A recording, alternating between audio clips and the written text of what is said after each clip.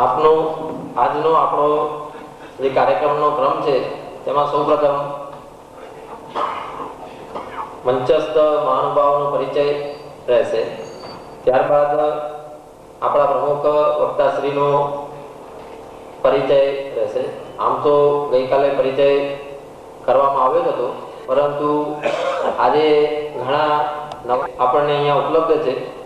આ બધા પુસ્તક પૂજનીય શ્રી ગુરુજીના જીવન સાથે જોડાયેલા પુસ્તક છે. જેવા કે શ્રી ગુરુજી એક નાની પુસ્તિકા છે, ચિંતન સરિતા, જીવન ચરિત્ર સંપુટ, નવયુગ પ્રવર્તક શ્રી ગુરુજી,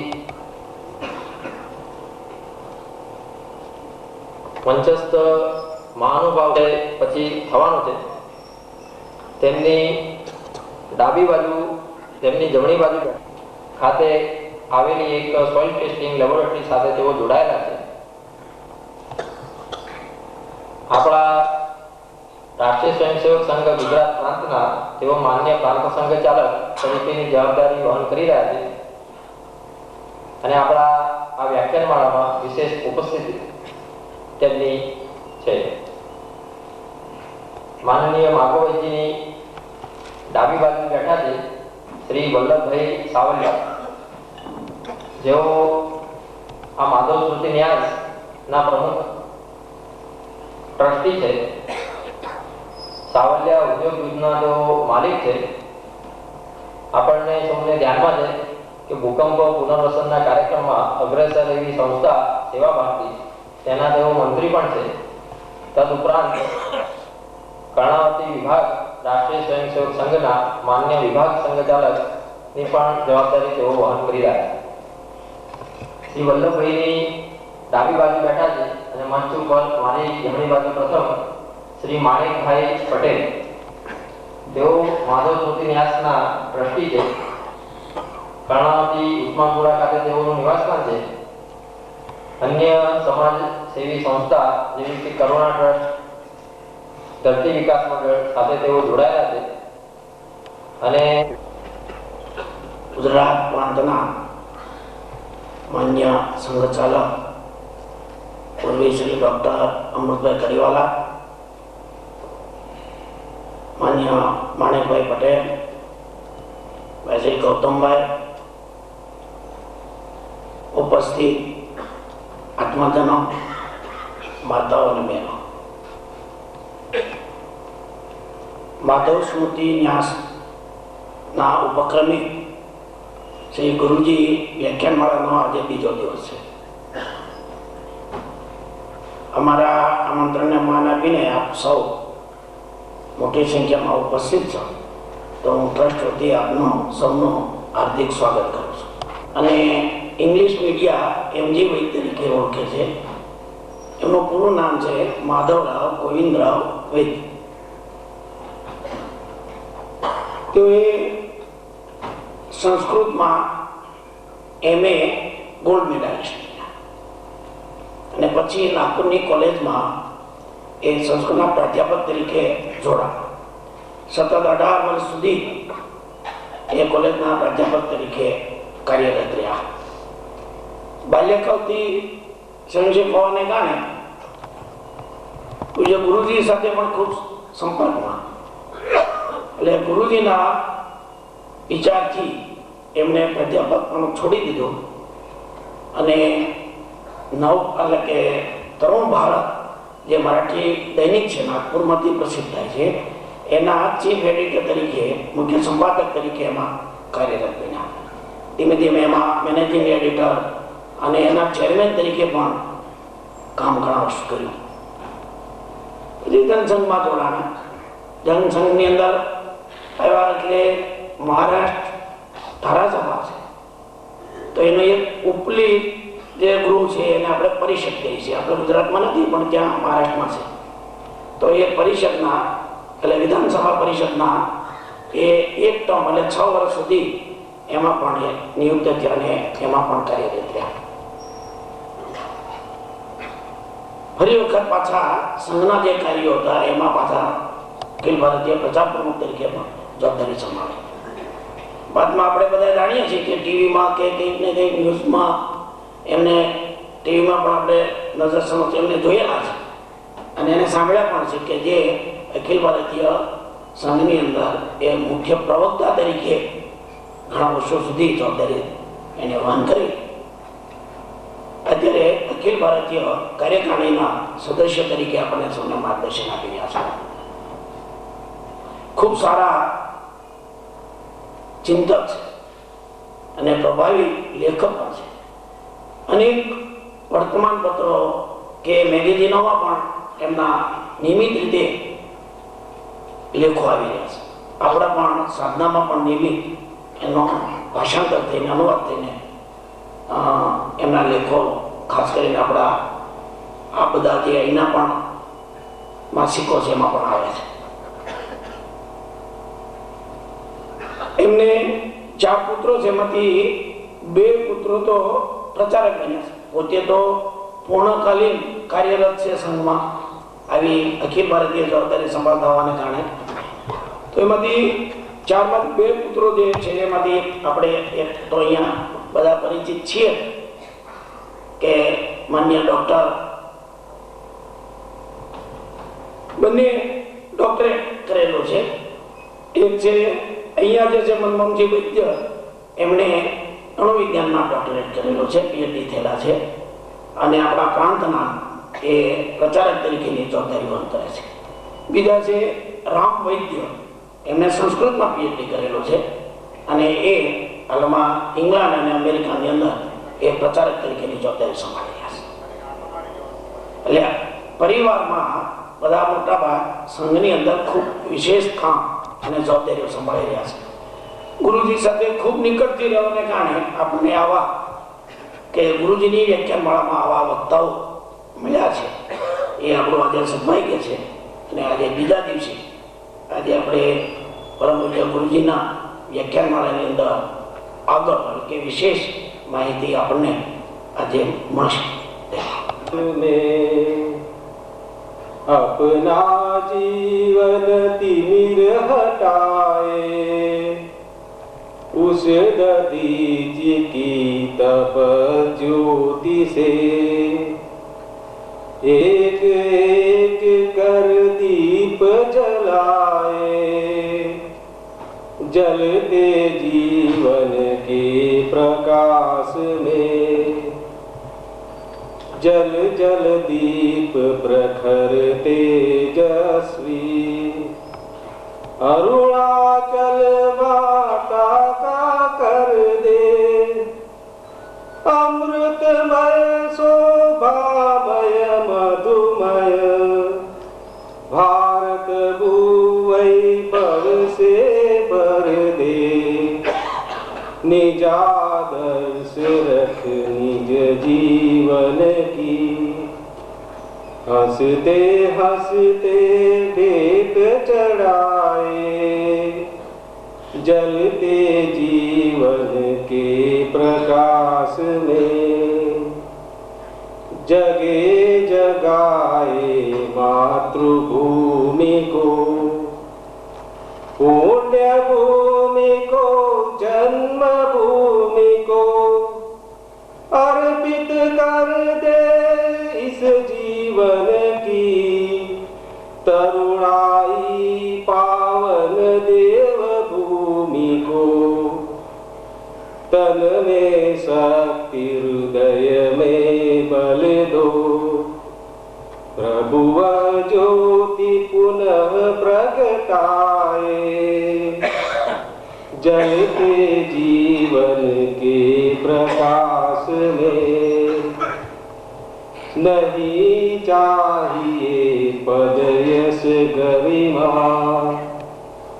सभी चढ़े माँ के चरणों में, भारत माता की जय केवल शब्द पड़े जग के करणों में, आशा रख विश्वास बढ़ाकर, श्रद्धामय जीवन अपनाए, जलते जीवन के प्रकाश में, अपना जीवन तिमिर हटाए, उस दधीचि की तप ज्योति से एक एक कर दीप जलाए, जलते जीवन के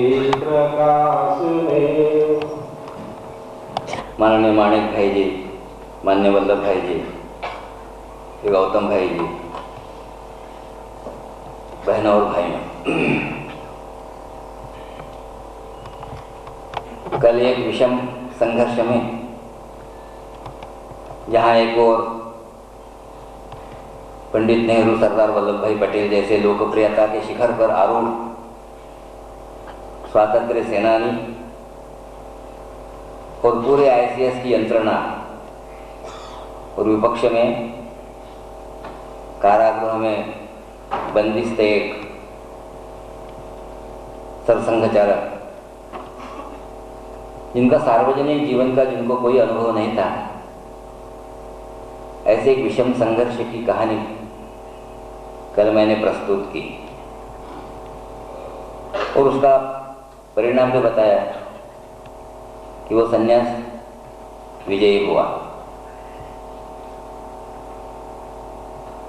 जब सत्याग्रह का उन्होंने आह्वान किया तभी उन्होंने कहा था कि संघर्ष में विजय निश्चित है, क्योंकि हमारे साथ सत्य है और सत्य का साथ भगवान रहता है, और जहां भगवान रहता है वहां विजय भी रहती है। अब यह 13 जुलाई को कारागृह से उनकी छुट्टी हो गई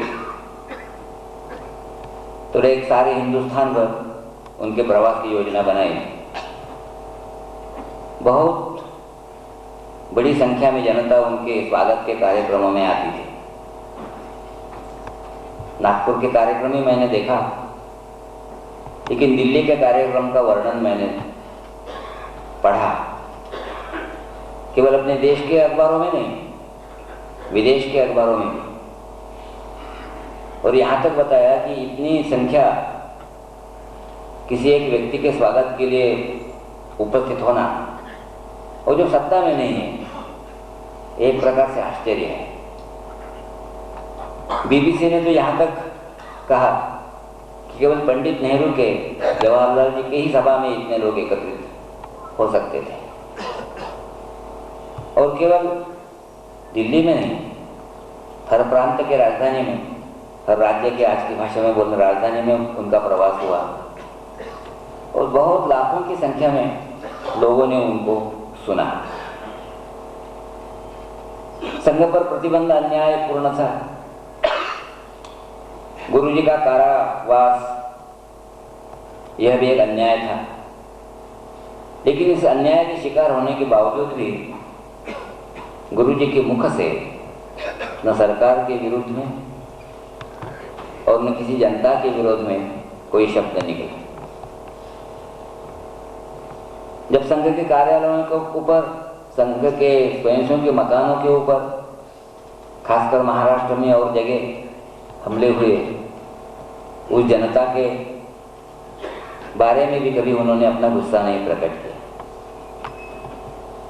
यही बताते रहे कि दांतों के तले यदि जिह्वा आ जाती है और जिह्वा को कष्ट होता है तो दांत कोई गिराए नहीं जाते, होता है ऐसा। तो एक प्रकार से अत्यंत सहिष्णु, अत्यंत उदार भाव से वो आए। सारे उनके जो भाषण उस समय के हुए इसी प्रकार से हुए कि जो हो गया सो हो गया, भूल जाओ, काम में लग जाओ। अब जैसा मैंने कहा कि एक वातावरण बदल गया था।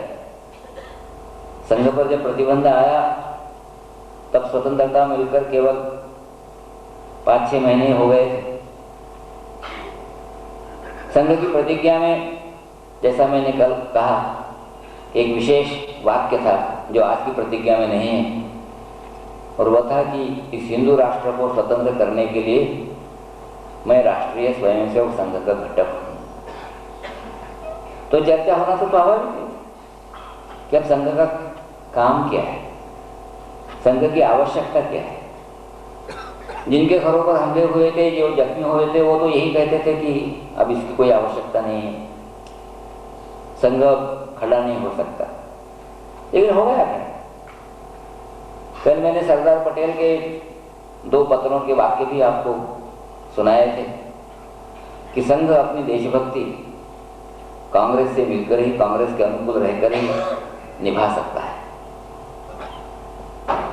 फिर 1950 के नवंबर में और अपना नया संविधान आया, नई पार्टियां बनने लगी, कांग्रेस से भी कुछ लोग अलग हो गए। आचार्य कृपलानी जो कई सालों तक कांग्रेस के सेक्रेटरी थे, महासचिव थे, उनकी प्रजा पार्टी बनी।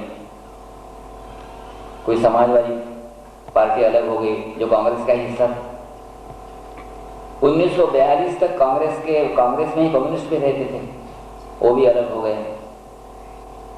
तो अपने लोगों को भी लगा है कि नहीं, हिंदुत्व का विचार लेकर कोई राजनीतिक पक्ष नया बनना चाहिए। हिंदू सभा थी, लेकिन गांधी जी की हत्या में उनके बड़े बड़े लोगों पर आरोप आने के कारण हिंदू सभा को कोई भवितव्य नहीं, इसी प्रकार का सबका मूल्यांकन था।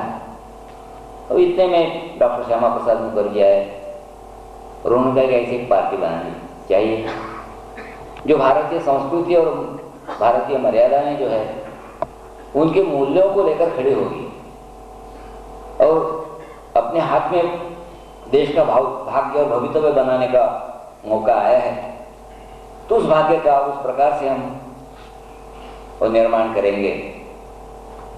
तो आए किस संघ के पास आए, गुरु जी के पास में आए, कुछ कार्यकर्ताओं की मांग की, कार्यकर्ता दिए गए। 52 साल में 51 में जनसंघ की, भारतीय जनसंघ की स्थापना हुई। 52 में चुनाव आए। सभी जगह तो जनसंघ नहीं था, महाराष्ट्र के आधे से अधिक भाग में नहीं था, विदर्भ में था, उस समय के सीपीआई बेरार में था, बंगाल में था, राजस्थान में था, उत्तर प्रदेश में, पंजाब में, कि वहां चुनाव लड़े। तो भारतीय जनसंघ की तो स्थापना 1951 में हुई, लेकिन उसके पहले विद्यार्थी परिषद की स्थापना हुई। नेहरू जी को और सरदार पटेल को जो पत्र उन्होंने लिखे, उन पत्रों में यही कहा कि सरकारी स्तर पर सरकार और सामाजिक सांस्कृतिक स्तर पर संघ, ये दोनों ने मिलकर काम करना चाहिए, क्योंकि साम्यवाद नाम की जो बाह्य शक्ति है उसका फैलाव हो रहा है। हम देखते हैं कि द्वितीय विश्व युद्ध के बाद रूस ने अपना साम्राज्य फैलाने का सोचा। Poland, Yugoslavia, Albania, Bulgaria, Greece में भी, और वो फैलता गया, जर्मनी में भी फैलता गया। फिर एंग्लो अमेरिकन थोड़े सचेत हो गए, उन्होंने इनको रोकना चाहिए, और इसलिए जर्मनी का विभाजन हुआ। ईस्ट जर्मनी रूस के कब्जे में रहा, वेस्ट जर्मनी एंग्लो अमेरिकन के हाथ में रहा, और वो जर्मनी की जो राजधानी है बर्लिन, उसके भी 2 टुकड़े हो गए, और बीच में दीवार खड़ी हो गई। ईस्ट बर्लिन रूस के पास यानी कम्युनिस्टों के पास, और वेस्ट बर्लिन एंग्लो अमेरिकन के सहानुभूतिदारों के पास। और केवल यूरोप में ही इस प्रकार का संघर्ष नहीं चला है, इधर चीन में भी 1950 में क्रांति हो गई, साम्यवादी वहां शासन आ गया, और रूस के जो लोग थे उनके देशभक्ति के कारण, उनके पराक्रम के कारण ये युद्ध जीता गया था। लेकिन जाहिरात इस प्रकार से की गई, ये तो मार्क्स का जो सिद्धांत है, मार्क्सवाद है, साम्यवाद है, उसकी विजय है, और उसको फैलाने में भी आवश्यक है। इसलिए कोरिया में, वियतनाम में, इंडोनेशिया में हलचलें शुरू हो गई, और देखते देखते देखा कि पूरा वियतनाम कम्युनिस्ट बन गया। पूरा कोरिया बन सकता था, लेकिन आधा ही बना, क्योंकि अमेरिका ने वहां पर अपनी सेना भेजी, कोरिया की सहायता की। इसलिए आज दक्षिण कोरिया और उत्तर कोरिया दो हिस्से बन गए हैं। बीच में यादव नाम की नदी है, 38 पैरेलल पर हो गए। अफ्रीका में भी रूस ने पैर फैलाना शुरू किया। तो इस प्रकार साम्यवाद, और इस साम्यवाद को तरुणों में साम्यवाद के लिए बहुत बड़ा आकर्षण था। तो गुरुजी ने लिखा कि एक भौतिक सिद्धांत है जो समाज के कल्याण का नहीं है। तो इस प्रकार का सिद्धांत है कि जो मनुष्य को एक किसी यंत्र का पुर्जा मानता है, उसकी भाव भावनाओं की अनदेखी करता है, उसकी कोई कीमत नहीं रहती। और ये तानाशाही का समर्थन करने वाला सिद्धांत है, तो हिंसा का गौरव करने वाला सिद्धांत है। बात से उन्होंने छिपा की बात नहीं रखी। हिंसा आवश्यक है, ऐसा मार्क्स ने कहा, लेनिन ने कहा, स्टालिन ने कहा, और 1985 तक वही कहते गए कि हिंसा आवश्यक है। ये भी कहते गए कि ये जो डेमोक्रेसी है, जनतंत्र है, ये बूर्जुआ है, यहां तो वर्कर्स डेमोक्रेसी चाहिए। और वो तभी आए कि जब उसके पहले सीढ़ी के तौर पर, यानी जो सर्वहारा है, उसकी जब तानाशाही का प्रस्थापना होगी, तभी सही डेमोक्रेसी, सही जनतंत्र आ सकेगा। तो डिक्टेटरशिप ऑफ द प्रोलेटारिएट, ये भी एक सिद्धांत हो गया, यानी glorification of violence, dictatorship of the proletariat. और इसमें बदलाव लाना है समाज में, तो लड़ाई के बिना, युद्ध के बिना दूसरा कोई चारा नहीं। इस प्रकार का सिद्धांत का बोलबाला था। तब गुरुजी ने लिखा कि केवल अपने देश में नहीं, अपने चारों ओर ये फैल रहा है। सरकार के साथ, सरकारी स्तर पर सरकार और सरकार के साथ सांस्कृतिक सामाजिक स्तर पर हम लोग कार्य करें, तो इस खतरे से हम बच सकते हैं। लेकिन इसके कहने से कुछ प्रतिबंध नहीं हटा। तो अपने यहाँ पर भी क्या है, राजनीति के में जाना चाहिए, अपने भाग्य के विधाता हमने बनना चाहिए। और ये एक सिद्धांत चल रहा था कम्युनिज्म के कारण, समाजवादी के कारण, कि राज्य ही सब कुछ अच्छा कर सकता है। लेनिन ने जो भी वाक्य रखा, उससे अधिक लुभावना किसी पार्टी का मैनिफेस्टो हो सकता है, समझ नहीं लगता। क्या कहा लेनिन ने कि हम रूस में लाए हैं, राज चलाते हैं, लोगों से इतना ही लेंगे, उतना ही लेंगे कि जितनी उनकी क्षमता है, और लोगों को उतना देंगे जितनी उनकी आवश्यकता है। From everyone according to his capacity and to everyone according to his needs. इससे अधिक कोई अच्छा घोषणा वाक्य नहीं रह सकता। जिसकी जितनी क्षमता है उतनी ही लेंगे। 4 साल का लड़का है, वो तो दे नहीं सकता, लेकिन उसकी आवश्यकता है, नीड्स है उसकी, सरकार पूरी करेगी। शिक्षा चाहिए, सरकार शिक्षा देगी। मकान चाहिए, सरकार मकान देगी। कपड़ा चाहिए, सरकार कपड़ा देगी। घर सरकार देगी। रोजगार सरकार देगी। यानी सरकार सब कुछ करेगी, और सरकार सब कुछ कर सकती है। बहुत लोग रूस में गए, रूस की यहाँ के हालात देखकर है बहुत प्रभावित हुए। उन्होंने बहुत लिखा, सब भाषाओं में लिखा। गुजराती में क्या लिखा मुझे मालूम नहीं, लेकिन हिंदी में, अंग्रेजी में बहुत कुछ लिखा गया कि देखो रूस का मॉडल है, और राज्य सत्ता के द्वारा सब कुछ हो सकता है, और सत्ता के बिना कुछ नहीं हो सकता। इसलिए सत्ता की एक जो महत्ता है, उस महत्ता को प्रकट करने वाला विचार दुनिया भर में चल रहा था। उसका कुछ ना कुछ असर, कुछ ना कुछ परिणाम तो संघ में काम करने वाले कार्यकर्ताओं पर होना स्वाभाविक था। आखिर वो भी विचार करते थे, हम लोग भी विचार करते थे, और हम भी प्रश्न पूछते थे, कैसा क्यों करना चाहिए, वैसा क्यों नहीं करना चाहिए, समाजवाद का अपनाना क्यों नहीं चाहिए। ठीक है, ग्लोरिफिकेशन ऑफ वायलेंस नहीं, हिंसा का हम गौरव नहीं करेंगे, लेकिन जो समाजवाद है उसका कोई लोकतंत्र के साथ में कोई विरोध तो नहीं। डेमोक्रेटिक सोशलिज्म उसको भारत ने अपनाया था, बाद में अपनाया, लेकिन बात तो उस समय चली थी। द्वितीय विश्व युद्ध के बाद में इंग्लैंड की जीत हो गई, लेकिन जिसने जीत की उस पार्टी का पराभव हो गया, चर्चिल हार गया और क्लेमेंट एटली इंग्लैंड के प्राइम मिनिस्टर बने। क्लेमेंट एटली और लेबर पार्टी के थे, और लेबर पार्टी में यही था कि हम डेमोक्रेसी भी चलाएंगे और सोशलिज्म भी चलाएंगे। अब जहाँ डेमोक्रेसी है वहाँ सोशलिज्म नहीं चल सकता, जहाँ सोशलिज्म है वहाँ नहीं चल सकता। कितना आकर्षण था इस सोशलिज्म नाम के, इसका कल थोड़ा सा मैंने बताया था कि जो सोशलिस्ट नहीं अपने को कहता उसको बुद्धिजीवी भी नहीं मानते थे, और जो हिंदुत्व विचार के थे वो भी उससे प्रभावित हो गए, और ये प्रभाव समाप्त नहीं हुआ। 1960 के दशक में हिंदू महासभा के जो अध्यक्ष थे प्रोफेसर वी.घ. देशपांडे, वो 2 बार पार्लियामेंट में हिंदू सभा के टिकट पर चुनकर आए थे। उन्होंने एक थीसिस रखा, नागपुर में उनके 3 भाषण में सारे हमने सुने, हिंदू सोशलिज्म। हमने गुरुजी से पूछा कि हिंदू सोशलिज्म क्या है, तो एक तो हिंदू होगा तो सोशलिज्म नहीं होगा, सोशलिज्म होगा तो हिंदू नहीं होगा। उस समय हम उनके क्रिप्टिक कमेंट से का अर्थ हमको ध्यान में नहीं है, बाद में आया ध्यान में, लेकिन उस टाइम में नहीं आया। और केवल हिंदू सभा को ही दोष क्यों दे? 1980 में भारतीय जनता पार्टी बनी, मुंबई में मैं उस अधिवेशन में उपस्थित था।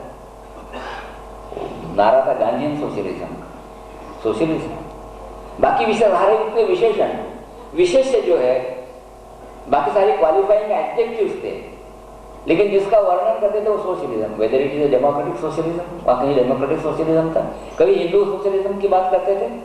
एक प्रजा सोशलिस्ट पार्टी भी हो गई थी पीएसपी, वो प्रजा लगाते थे, और हमारे जो मित्र थे उन्होंने भी लगाया कि नहीं ये गांधीयन सोशलिज्म है।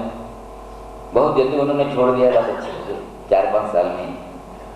लेकिन मैं इसलिए बता रहा हूँ कि एक नए तरह का एक विचार प्रवाह, नए तरह का एक विचार तरंगों का आधार और हम लोगों के भी मानस पर हो रहा है।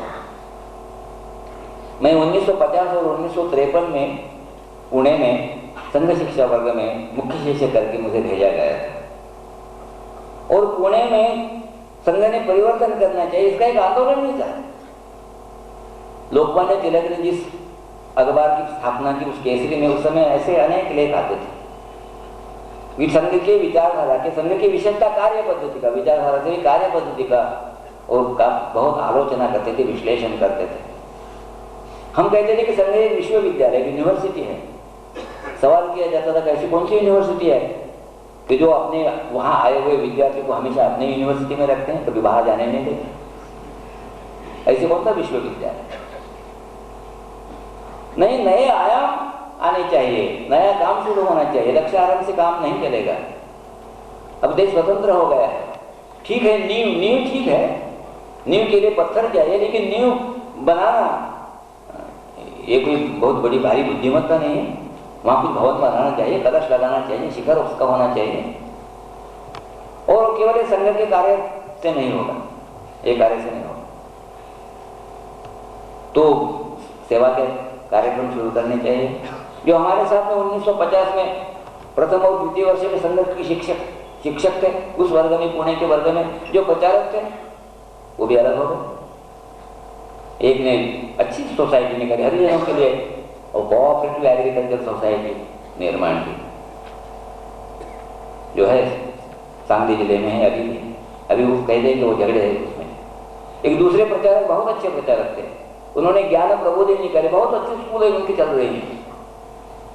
लेकिन गुरुजी ये मानने के लिए तैयार नहीं थे कि ये संघ के पर्याय है, सब्स्टिट्यूट्स है, ये एडिशंस हो सकते हैं, ये आनुषंगिक हो सकते हैं, ये सबऑर्डिनेट हो सकते हैं, लेकिन वो मानते नहीं थे। और गुरुजी की भी आलोचना होती थी। कल मैंने कहा कि नया संघ निकालेंगे, और इस समय और जिनका सत्कार हो गया, जो मंच पर खड़े थे, लाखों लोग जिनकी भाषा सुनने के लिए आते थे, उनको लगता था कि नहीं, अपने संघ के लोकप्रियता का प्रतीक मानना गलत है।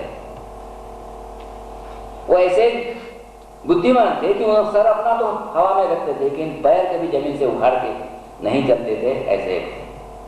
और इसी को बुद्धिमानी कहते हैं। अंग्रेजी में वर्ड्सवर्थ नाम के एक कवि थे पुराने बहुत, उनकी स्काईलार्क नाम की कविता है। उन्होंने कहा कि स्कायलार्क जो पक्षी है ये बुद्धिमत्ता का एक प्रतीक है, ए सिंबल ऑफ विजडम। और उस कविता की अंतिम 2 पंक्तियां ऐसी है कि type of the wise who soar but never roam, type of the wise who soar but never roam. एक स्कायलार्क पक्षी बुद्धिमान है, वो ऊंचा उड़ता है लेकिन भटकता नहीं। True to the kindred points of heaven and hope. ये धरा और पृथ्वी, स्वर्ग और पृथ्वी दोनों तरफ उसकी निगाह रहती। गुरु जी की दोनों तरफ निगाह है, इसलिए इतना उनका स्वागत हो गया, हजारों लाखों लोगों ने उनको सुना, फिर भी उनके बुद्धि में कुछ विचलन नहीं आया। संघ के नाम में जो स्वयंसेवक है वो स्वयंसेवक को भूले नहीं। स्वयंसेवी शब्द के अर्थ को डॉक्टर हेडगेवार ने उसका भी उन्नत बनाया है। लोग तो पहले स्वयंसेवक का मतलब ये होता था, सीने पर बिल्ला लगाए, दरिया उठाए, कुर्सियां लगाए और किसी नेताजी जय जयकार करे। नहीं, स्वयंसेवक है ना एक राष्ट्रभक्त, स्वयं स्फूर्ति से करने वाला राष्ट्रभक्त, स्वयं स्फूर्ति से काम करने वाला राष्ट्रभक्त है वो, ऐसा एक जिम्मेदार नागरिक। ये स्वयंसेवक का अर्थ डॉक्टर हेडगेवार ने दिया था। और लोग ये चाहते थे कि स्वयंसेवक संघ के स्वयंसेवक उसमें 25 साल तक या 23 साल तक जो तपस्या की और सारे हिंदुस्तान पर संघ को फैलाया, वो क्या किसी राजनीतिक दल के एक स्वयंसेवक दल बनेगा? तो इसलिए गुरु जी ने 1947 के ही दिवाली के अवसर पर मैं जिस शाखा का कार्यवाह था उस शाखा के स्वयंसेवक के सामने 3 भाषण दिए। और भाषणों में उन्होंने पहली बात ये कही, और जो मुझे पक्का स्मरण है, कि ये जो सारी भीड़ मेरे स्वागत के लिए एकत्रित हुई, उस पर से संघ की लोकप्रियता का आकलन करना गलत है। दूसरी बात कही कि मुझे अच्छी शाखा चाहिए। जब अच्छी शाखा मैं देखता हूं तो मेरे शब्द में शक्ति आती है। मुझे वो लोग कहते कि दक्षारंभ से क्या होगा, मैं कहता हूं कि दक्षम आरंभ से ही सब कुछ होगा। साफ। लेकिन गुरु जी की यह बात सबको माननी नहीं थी। बहुत लोगों ने फिर कहा कि नहीं, अब ये बदलना चाहिए, और गुरु जी बदलने के लिए तैयार नहीं थे। बहुत छोटी छोटी बातों में वो ध्यान रखते थे। 1950 में पुणे के संघ शिक्षा वर्ग में आए 3 दिन तक। उस समय ऐसा था कि पुणे महाराष्ट्र में, बॉम्बे प्रेसिडेंसी में था, कांग्रेस की सरकार थी। पहले तो परमिशन नहीं मिलती थी संघ शिक्षा वर्ग लगाने में। प्रतिबंध हटने के बाद की बात कर रहा हूँ मैं।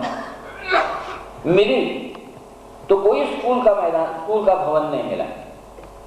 700 स्वयंसेवक 23 घरों में 23 जगह पर रहते थे। 2-2, 3-3, 4-4 किलोमीटर। आज के जैसे स्वयं चलित वाहन नहीं थे, साइकिल या पैदल ही आना पड़ता था। सुबह 5 बजे संघस्थान शुरू होता था, 4:30 बजे निकलते थे तो रात को 10 बजे अपने यहाँ पर पहुंचते थे। मुरारजी भाई की सरकार ने यह प्रतिबंध लगाया कि बौद्धिक वर्ग में उनका CID का एक आदमी उपस्थित रहेगा। उस शर्त पर बौद्धिक वर्गों को परमिशन मिली। बैठना तो बेचारे को समझता कुछ नहीं था।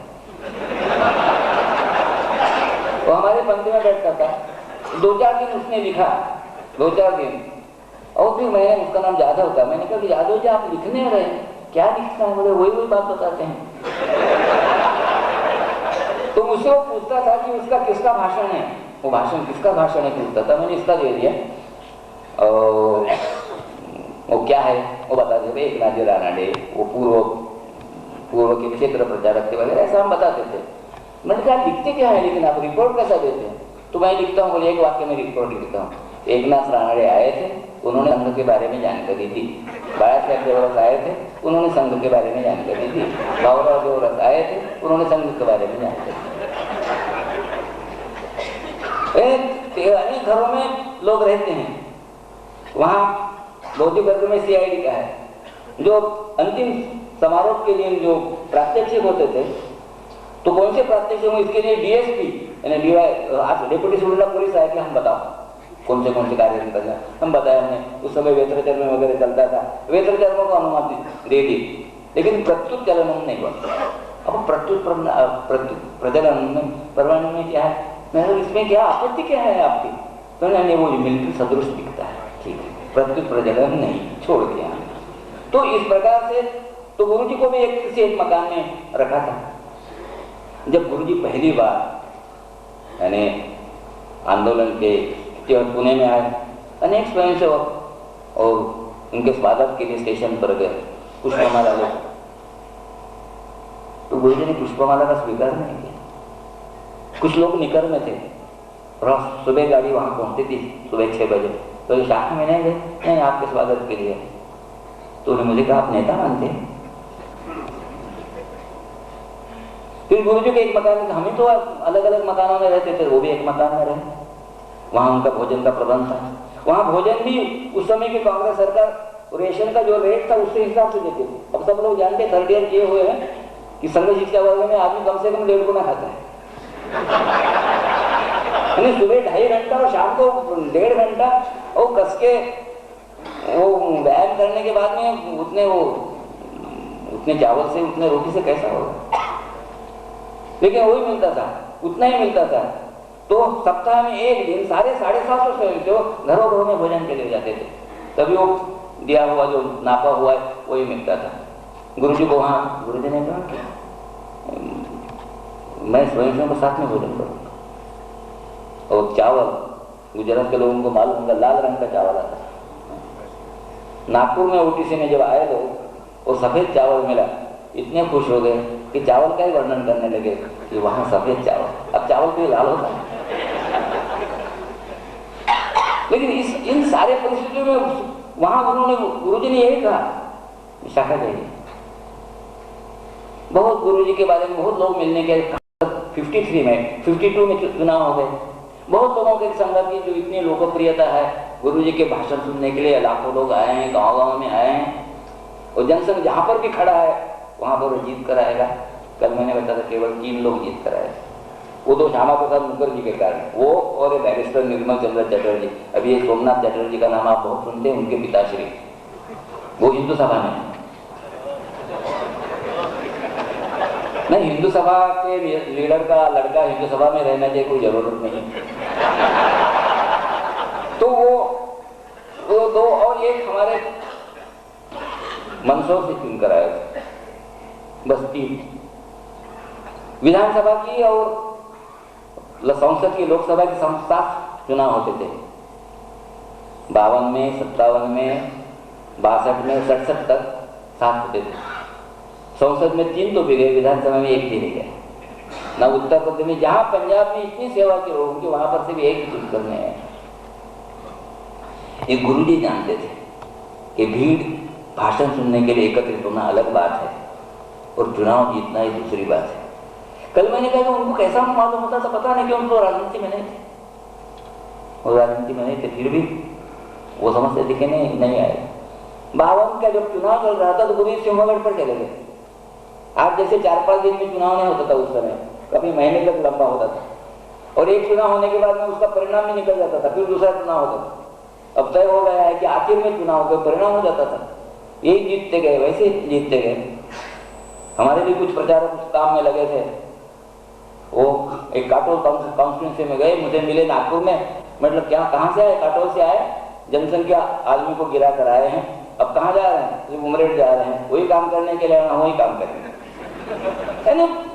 डिपॉजिट बच गई तो विजय मानते थे। अब मैं भी कुछ समय वहाँ जनसंघ में था, एक ऐसी महाराष्ट्र विदर्भ में कॉन्स्टिट्यूंसी कि वहाँ कोई काम नहीं है। वहाँ मैं गया तो वहाँ आदमी खड़ा था, तो आदमी को क्यों खड़ा किया आपने यहाँ पर? यहाँ तो कोई जीतने की संभावना नहीं है। तो कैंडिडेट मिल गया, अरे वोट मिले न मिले, कैंडिडेट मिल गया, इसमें खड़ा था। तो ये सारा अनुभव गुरुजन देखने के बाद में फिर गुरुजन ने बताया कि नहीं, ये अलग राजनीति का, ये सब सामाजिक है। केवल राजनीति एकमात्र क्षेत्र नहीं है राष्ट्रीय जीवन का, एक अंग है, अंगी नहीं है। केवल राजनीति का एक क्षेत्र है, क्या आर्थिक क्षेत्र नहीं है? क्या सामाजिक क्षेत्र नहीं है? क्या शिक्षा का क्षेत्र नहीं है? क्या विद्यार्थियों का क्षेत्र नहीं है? क्या किसानों का, मजदूरों का, व्यापारियों का, आरोग्यों का, डॉक्टरों का? अनेक क्षेत्र है। समाज की व्यामिश्र अवस्था है, it's a complex entity, complex है, एक जैसे नहीं चलता। और ऐसे समाज को हम संगठित करना ये हमारा काम है, क्योंकि वो राष्ट्र का काम है। लेकिन लोग राज्य को ही अच्छा मानते हैं। और गुरुजी 70 साल के बाद में रूस की हालत देखकर लोगों के अभी ध्यान में आ रहा है कि राज्य सब कुछ नहीं कर सकता। मैंने कहा था to everyone according to his needs and from everyone according to his capacity, और सब देने का सोचा। और अणुवस्त्रों का अंबार, चंद्रमा पर आदमी जाने लगे, और अमेरिका के बराबर का, और रूस बराबर का नहीं रहा।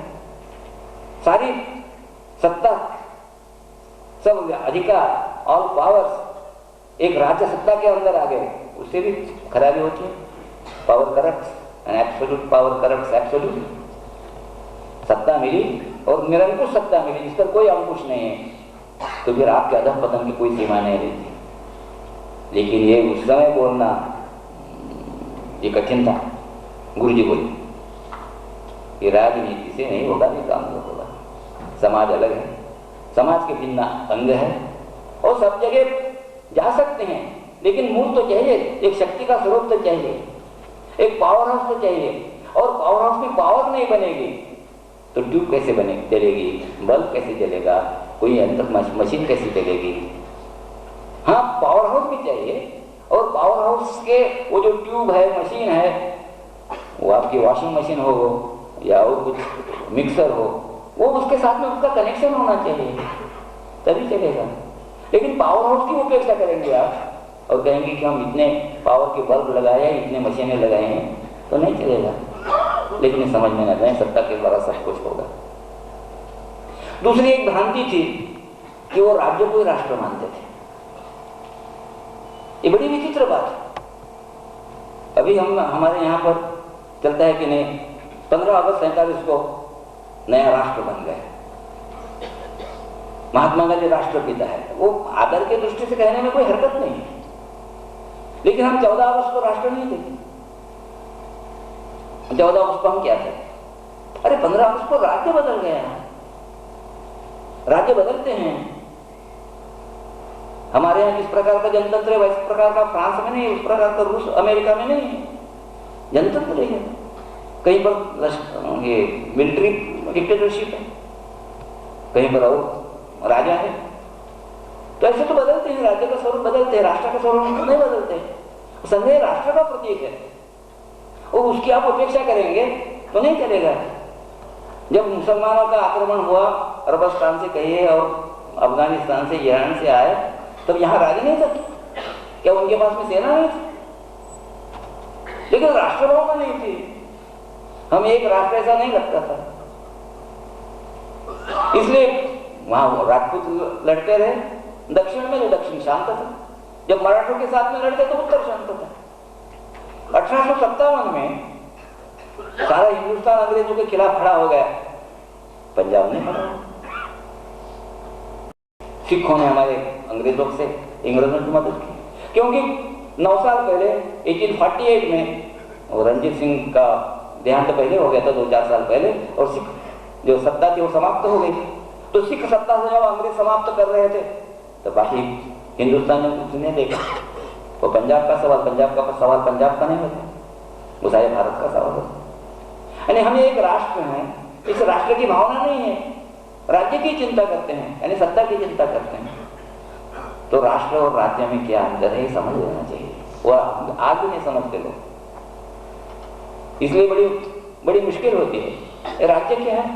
राज्य एक पॉलिटिकल कॉन्सेप्ट है, एक राजकीय अवधारणा है।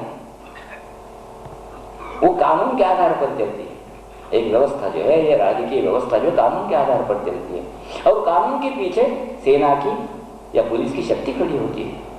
हम देखते हैं ना कि एक बूढ़ा आदमी, न्यायाधीश जो है, सेशन जज है, वो एक खूंखार गुंडे को फांसी की सजा सुनाता है, और वो मान लेता है। क्यों मान लेता है?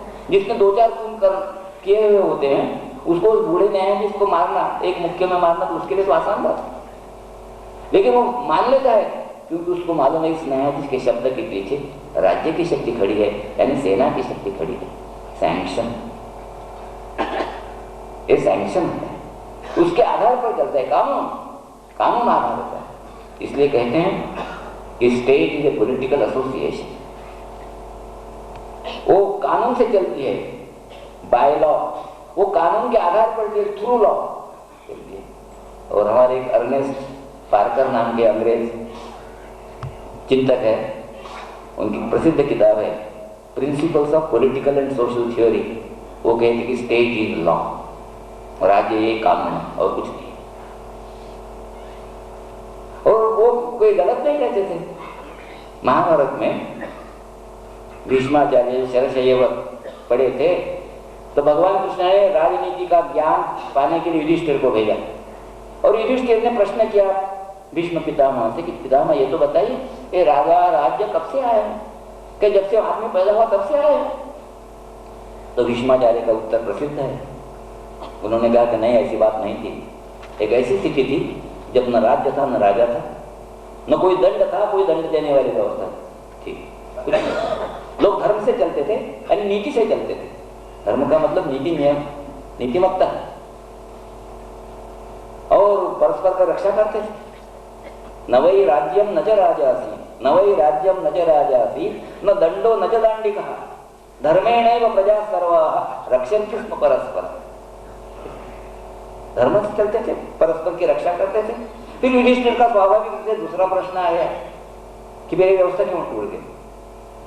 तो भीष्म पितामह कहते हैं कि धर्म क्षीण होने लगा। जो सबल थे, बलवान थे, ताकतवान थे, वो दुर्बलों को यातना देने लगे। महाभारत का शब्द है मात्स्य न्याय संचरित हो गया, यानी बड़ी मछली छोटी मछली को निगलने लगी। तो लोग ब्रह्मदेव के पास में गए, ब्रह्मा के पास में गए कि हमको राजा दे दो, हम उसका अनुशासन मानेंगे। और कोई राजा बनने के लिए तैयार नहीं था।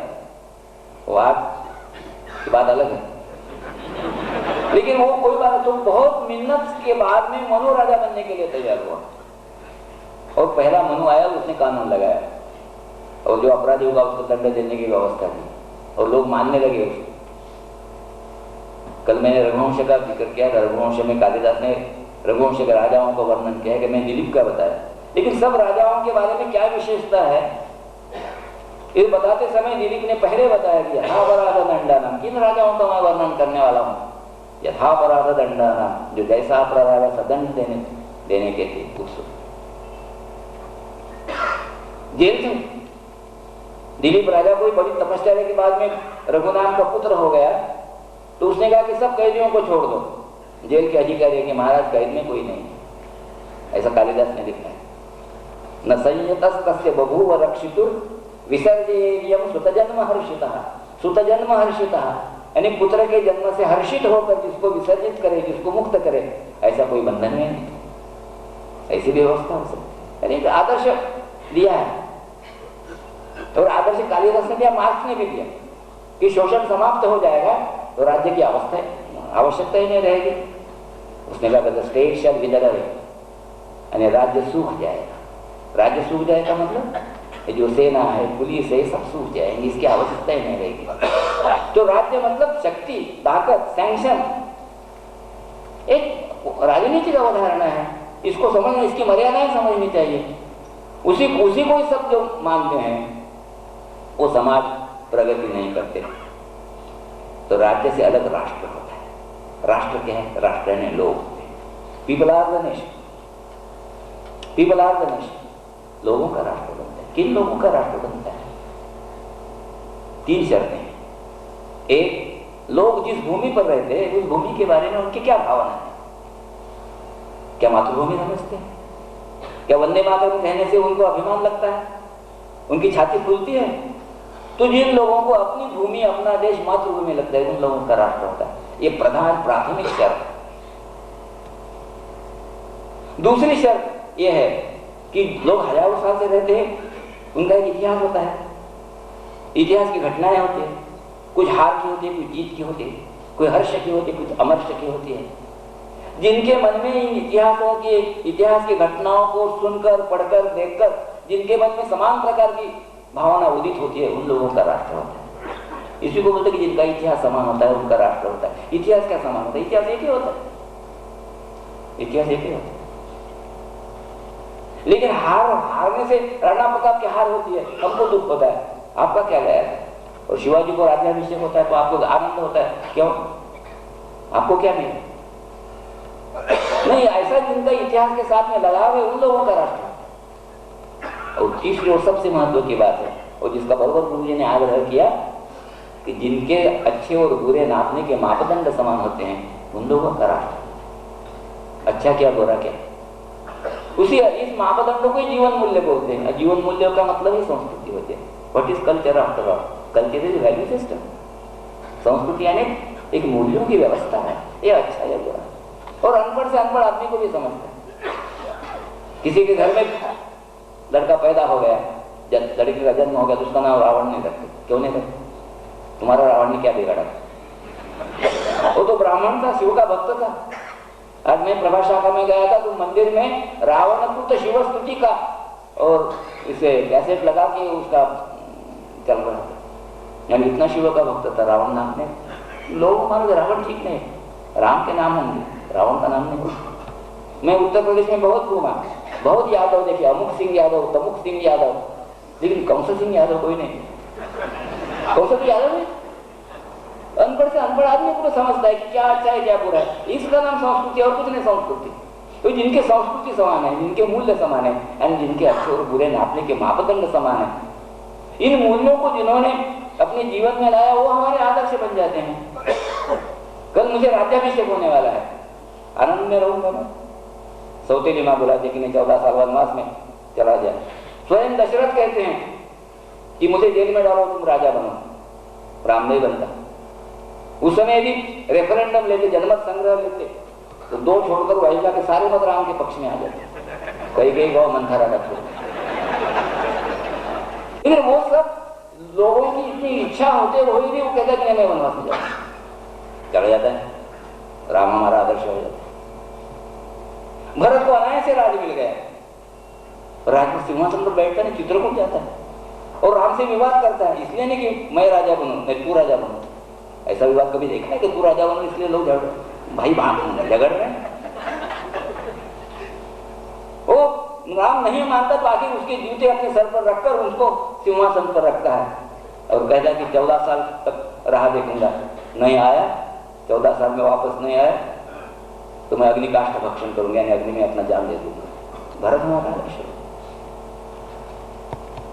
एक आदमी राजा का पुत्र बहुत सुख में रहता है और बाहर निकलता है देखने के लिए, देखता है कि एक वृद्ध देखता है, एक रुग्ण देखता है, एक प्रेत देखता है। उसको लगता है कि इतना दुख है इस दुनिया में, इन दुनिया का दुख मिटा दूंगा। राग छोड़ देता है। वो गौतम फिर भगवान बुद्ध बनता है। वो हमारा आदर्श है। वो तो ये कोई स्वयं बूढ़ा नहीं था, इनको कोई पीड़ा नहीं हुई, इनको कोई रोग नहीं हुआ। दूसरों के रोग, दूसरों की बीमारी से, दूसरों के दुख से व्यथित होकर जो अपना सुख छोड़ देता है वो हमारा आदर्श है। एक पन्ना नाम की दाई, जिसको राजपुत्र के रक्षक, दाई दासी नौकरानी, जिसको राजपुत्र की सुरक्षा की जिम्मेदारी दी थी। हत्यारा तलवार लेकर आता है, पूछता है उससे कि राजपुत्र कहाँ है। वो राजपुत्र के तरफ इशारा नहीं करती, अपने पुत्र के ऊपर इशारा करती है, अपने सामने अपने पुत्र की हत्या देखती है। वो पन्ना आदर्श है। ऐसे अनेक आदर्श केवल बलिदान के नहीं, त्याग के, पराक्रम के भी। तो ऐसी ये जो मूल्य हैं, ये जीवन मूल्य हैं, ये है उनका संस्कृति, उसका राष्ट्र बन जाता है। और ये राष्ट्र प्रधान रहेगा तो ये राष्ट्र प्राण रूप है, तो बाकी सब ठीक चलेंगे। राजनीति ठीक चलेगी, शिक्षा ठीक चलेगी, सब ठीक चलेगी। ये बताना आवश्यकता। बताना कैसे, किसको बताना? तो गुरुजी ने कहा जब जिला प्रचारक है ना, उनसे प्रारंभ करेंगे। तो 1954 में उन्होंने सिंधी में सब जिला प्रचारक को बुलाया। सब जीवन दर्शन, हिंदुत्व का जीवन दर्शन, राष्ट्र यानी क्या बताया, राज्य क्या होता है, अनेक जीवन के अंग क्या होते हैं, उनका संबंध क्या है, इसका परस्पर से, ये सारा बताया। अब जिला प्रचारक। फिर 6 साल के बाद में 1960 में इंदौर में एक सम्मेलन हुआ, बहुत बड़ा सम्मेलन हुआ, उससे बड़ा। और भी लोगों को बुलाया, जो प्रचारक नहीं थे उनको भी बुलाया। उनके सामने फिर से 4 दिन में यही बात कही ये संघ यानी राष्ट्र का प्रतीक है, वो मजबूत होना चाहिए। और राष्ट्र यानी लोगों का राष्ट्र, तो राष्ट्र और लोगों को लगना चाहिए कि हमारा एक राष्ट्र है, लोगों को लगना चाहिए कि हम सब एक हैं। गुरुजी ने स्वयं वहां बोला नहीं है, लेकिन मैं बताता हूं कि अर्नेस्ट रेनार्ड नाम के फ्रेंच ग्रंथकार है, उनकी छोटी सी किताब है व्हाट इज द नेशन। वो कहते कि nation is a spiritual principle, ये कोई भौतिक नहीं है, nothing that is material sufficience here. वो कहते यहाँ कोई जो भौतिक है उसके कोई राष्ट्र नहीं बनता, एक भूभाग से भी राष्ट्र नहीं बनता, एक भाषा के कारण भी राष्ट्र नहीं बनता। वो कहता है कि the nation is a spiritual principle, और two things which are really even go to make this spiritual principle। दो बातें हैं कि जो मिलकर एक प्रिंसिपल बनाती हैं। One of it lies in the past, other in the present. एक अतीत में है, एक वर्तमान में है, उसकी दिशा भविष्य की ओर होती है। भगिनी निवेदिता ने भी कहा कि हिंदुस्तान को समझना है तो एक बात के ध्यान में रखो, from by the past through the present to the future. By the past does not mean towards the past. यानी अतीत का ध्यान रखना चाहिए, वर्तमान का भी भान रखना चाहिए, और हमारी राह भविष्य की होनी चाहिए। तो ये राष्ट्र के जीवन का ऐसा भी आध्यात्मिक है, ये भावना में रहता है, ये कानून में नहीं रहता राष्ट्र। तो राष्ट्रभाव जगाने की आवश्यकता है कि नहीं? हम स्वतंत्र हो गए 15 अगस्त को, 14 अगस्त को हम स्वतंत्र क्यों थे? अंग्रेजों का राज क्यों आया? अंग्रेज का हिंदुस्तान में राज होना और उन्होंने 150 साल तक चलाना एक महान आश्चर्य है। अंग्रेज सेना लेकर नहीं आए थे, मोहम्मद बिन कासिम सेना लेकर आया था, घोरी सेना लेकर आया था, बाबर सेना लेकर आया था, अंग्रेज सेना लेकर नहीं आए। मैं अंग्रेज का राज किसने बनाया? हमने बनाया। आप कभी जालियनवाला बाग जाएंगे, अमृतसर जाएंगे तो वहाँ जालियनवाला बाग है, एक पार्क है, वहाँ गाइड बताया था कि अंग्रेजों ने जो गोली चलाई उसके ये निशान है, दीवारों पर निशान है। मैं 2 बार जाकर आया हूँ, इसलिए बताता हूँ। मेरे मन में सवाल है कि गोलियां अंग्रेजों ने चलाई, 2000 लोग मारे गए उस दिन। जो जानवर जैसे हाथ और पांव को रेंगते गए वही बचे। गोली हमने मारी, ऑर्डर देने वाला अंग्रेज था, लेकिन मारने वाले भी हम थे और मरने वाले भी हम ही थे। कौन चलाते थे अंग्रेज का राज? क्योंकि समझते ही नहीं कि हमारा राष्ट्र क्या है। तो ये जब तक ये राष्ट्र का भाव समझेंगे नहीं कि हम कौन हैं, हमारा राष्ट्र क्या है, हमारा दायित्व क्या है, और हम सब एक हैं, ये तो लगना चाहिए। और ये नहीं लगेगा हम सत्ता करेंगे, राजनीति करने की बात सोचेंगे तो बात नहीं चलेगी। या फिर डॉक्टर हरिवाल तो राजनीति में थे, क्यों छोड़कर आए? वहां रहते तो कांग्रेस के प्रेसिडेंट भी बन जाते। लेकिन वो ऐसे लोगों में आ गया, ऐसे अपने ही लोग बड़े बड़े प्रचारक कहने लगे कि डॉक्टर हरिवाल को उनको ही समझा कि हमको नहीं समझे। हम भी डॉक्टर हरिवाल के साथ में हमने भी काम किया है, नहीं समझे वो डॉक्टर हरिवाल को, और इसलिए संघ से अलग हो गए, दूर हो गए, कुछ निष्क्रिय हो गए, वो भी इसकी परवाह नहीं। और 1960 में, फिर 1972 में 7 दिन तक, पूरे 7 दिन तक ठाणे में और बड़े सभा में सब फिर से सारा जीवन दर्शन, यानी हिंदुत्व का जीवन दर्शन, जो राष्ट्र का जीवन दर्शन है, हिंदू का है। हिंदू की परिभाषा क्या है? हिंदू की परिभाषा गुरुजी ने नहीं बताई, लेकिन व्यवहार में क्या सब बताया। लोकमान्य तिलक ने हिंदू की परिभाषा की कि प्रामाण्य बुद्धि वेदेषु उपास्यानाम अनियमः। वेदों में, वेदों का प्रामाण्य जो मानते हैं और उपास्य उनका कुछ भी हो, वो हिंदू है। अब जैन और बुद्ध प्रामाण्य नहीं मानते वेदों का, वो हिंदू है या नहीं? तो सावरकर जी ने और व्याख्या इसको व्यापक किया। आसिंधु सिंधु पर्यंता यस्य भारत भूमिका पितृभू पुण्यभूष्ट सवई हिंदू रीति स्मृता। सिंधु से लेकर सिंधु तक, यानी सिंधु नदी से लेकर समुद्र तक ये फैले हुए भारत को जो अपनी पितृभूमि और पुण्य भूमि मानता है वो हिंदू है। तो उसके कारण पारसी, मुसलमान, ईसाई अलग हो जाते थे। एक पारसी ने हिंदू महासभा की सदस्यता स्वीकारने के लिए अर्ज किया, हिंदू सभा उसको सदस्य नहीं बना सकी। मुसलमान और ईसाई की बातें अलग है। तब गुरु ने उसके और आगे जाकर ये बताया कि जो भारत को माता मानता है और इस संस्कृति को मानता है, पुरखों को मानता है, वो हिंदू है, वो जाता होगा हज को, जाता होगा मस्जिद में। तो ये एक व्यापकता से उन्होंने सब बताया। और सारे जो कार्य हैं, ये कार्य आवश्यक है लेकिन आनुषंगिक है। राजनीति भी चाहिए, आवश्यक है। डॉक्टर हेडगेवार ने कहा कोई राजा हो, हमें क्या हानि, इस प्रकार की वृत्ति नहीं चाहिए। उनका भाषण है डॉक्टर हेडगेवार का, उनके चरित्र में लिखा हुआ कि कोई भी राजा हमको क्या करना है। और वो बताते हुए, मैंने सुना है उनका भाषण कि हमको ऐसा बताते थे कि इधर लड़ाई चल रही है और बाजू के खेत में किसान अपनी खेती कर रहा है।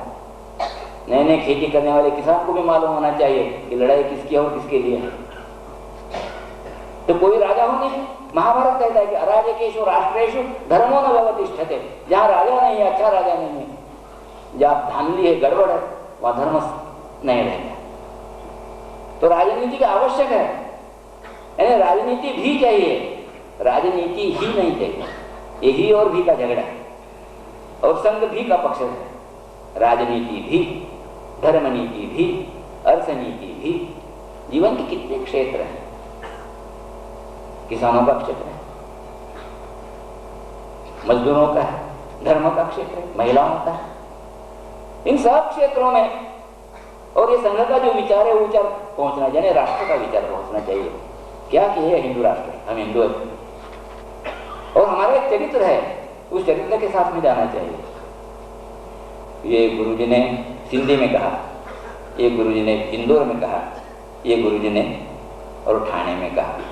बहुत काफी चर्चा होगी। कोई प्रश्न पूछने के लिए किसी को कोई मना नहीं थी और गुरुजी जवाब देते। और क्या कहा गुरुजी ने, ये मैं गुरुजी के शब्द आपको वो पढ़कर सुनाता हूँ, जो सिंधी में और ठाणे में कहा है।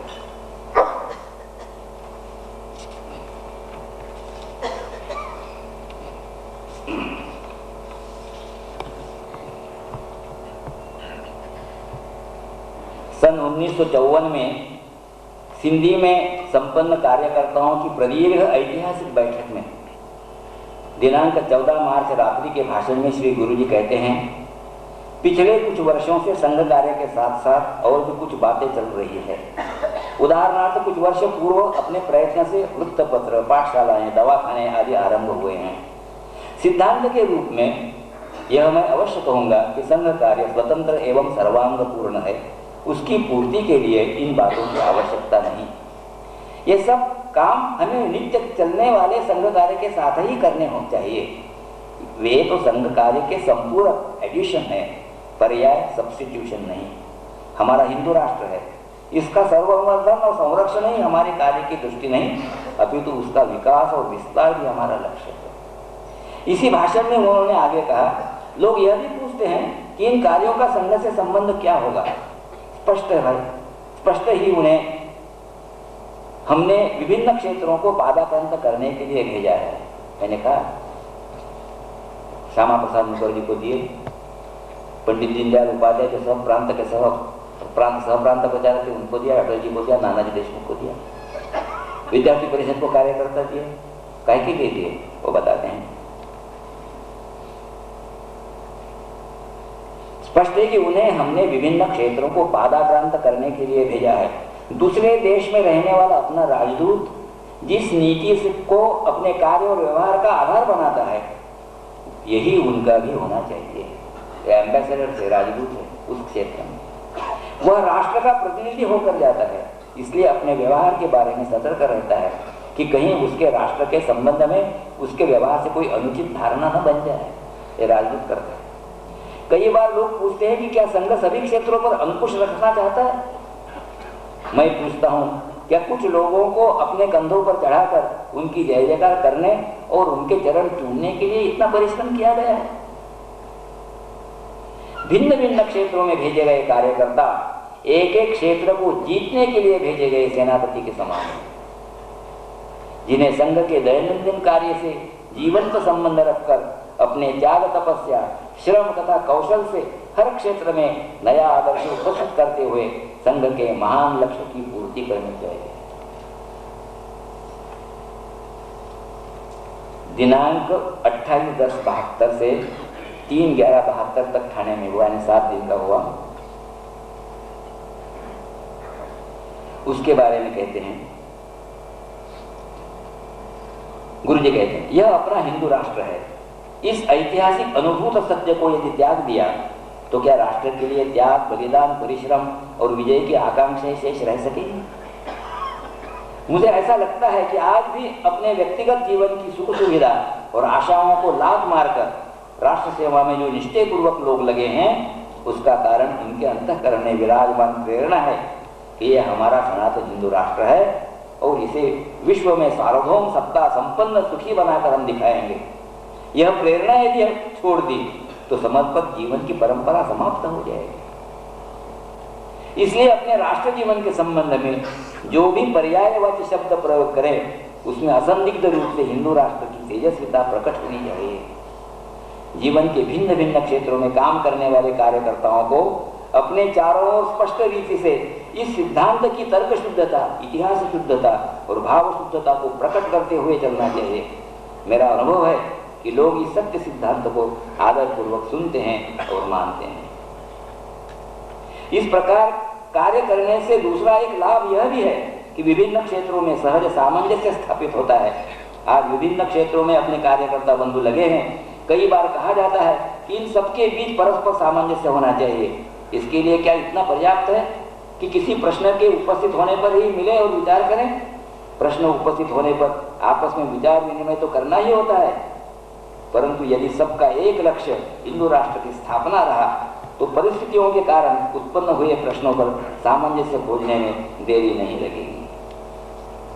यानी सब चलेंगे, सब क्षेत्रों में जाएंगे, सब कार्य में जाएंगे। इसी मैंने 32 कार्यों में, केवल विश्व हिंदू परिषद नहीं, विश्व हिंदू परिषद में तो उन्होंने स्वयं होकर और उसका अवलोकन किया, जिसकी चर्चा मैं कल करूंगा। लेकिन ये पहली बार, यानी प्रतिबंध हटने के बाद में संघ का जो स्वरूप है, संघ क्या है, संगठन क्या है, क्या समाज में एकजुट नहीं चाहिए? यानी राष्ट्र में एकजुट होगी। और ये एकजुटता के संस्कार कौन देगा? राजनीति देगी? पाठशालाएं देगी? नहीं, संघ देगा। ये सारा संपूर्ण देश मेरा है, ये क्या राजनीति बताएगी? राजनीति तो छोटा विचार करते हैं, 5 साल का विचार करते हैं। It is always under the pressure of immediate. अभी तात्कालिक क्या है इसका विचार करते हैं। संपूर्ण देश का वो 5 साल का ज्यादा से ज्यादा विचार कर सकते हैं। और संपूर्ण देश के सनातनत्व का, चिरस्थायित्व का, इटर्निटी का जो विचार करते तो कौन करेगा? और समाज में ऐसे लोग होने चाहिए कि नहीं होने चाहिए कि जो अपने स्वार्थ को कम मानते हैं और समाज के और राष्ट्र के स्वार्थ को ज्यादा मानते हैं? ऐसी व्यवस्था कौन निर्माण करेगा? ये सारे प्रश्न उनके सामने थे और इसलिए उन्होंने लगातार 1952 से लेकर और 73 तक, उनके जीवन के अंत तक यही बताते रहे कि समाज बड़ा है, राष्ट्र बड़ा है। और समाज भिन्न अंगों में चलता है। केवल कोएर्सिव मेजर से, धाक से, डर से चलने वाली राज्य संस्था है, लेकिन समाज में अनेक स्वायत्त संस्थाएं हैं। वहां का सारा वॉलंटरी है, स्वयं की इच्छा से ऊपर है। और ऐसे स्वयं इच्छा से चलने वाले जितने भी एसोसिएशन है, संस्थाएं हैं, जितने भी कार्य, जितनी भी गतिविधियां हैं, उनमें सामंजस्य होना चाहिए। वो सामंजस्य कौन प्रस्तावित करेगा? तो ये एक विशेष दिशा दी और उस दिशा से उन्होंने संघ को रखा। आज जो संघ, मैंने कल कहा कि हिंदुस्तान के अपने राष्ट्रीय जीवन के सेंटर स्टेज पर आ गया है, इसका कारण उस समय 1954 से लेकर 1972 तक तो प्रकट किया, लेकिन उनके मन में जो एक विचार था, उस विचार पर बड़े दृढ़ है और जो अपने ही पराये बन गए, उनकी भी उन्होंने परवाह नहीं की। और जब उनसे कोई द्वेष नहीं था, उनसे विरोध नहीं था, वो फिर से काम में आए, वो फिर से काम में आए। इस प्रकार का उन्होंने प्रयास किया और आज का ये सर्वव्यापी, सर्वलक्षी ऐसा एक राष्ट्रीय स्वयंसेवक संगठन, स्वयंसेवक संघ का संगठन खड़ा हुआ। उस गुरु जी की इस महान प्रतिभा को और वंदन करते हुए मैं आज का भाषण समाप्त करता हूँ।